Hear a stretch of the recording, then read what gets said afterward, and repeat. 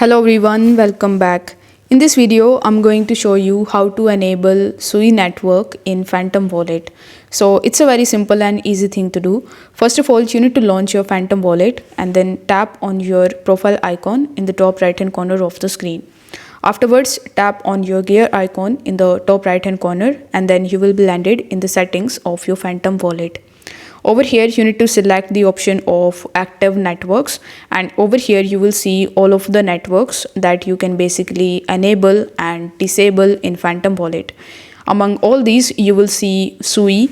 So you just have to simply tap on this toggle button right next to SUI, and this way you will be able to enable SUI network in the Phantom Wallet. Now, for any reason, if you are not able to find SUI in this list, what you can do is you can simply first of all check for the update of your Phantom Wallet, and if you see any update, you need to make sure that you update your application to the latest version.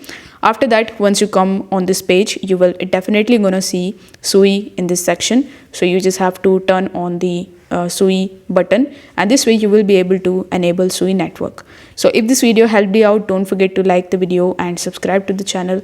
Thank you so much for watching.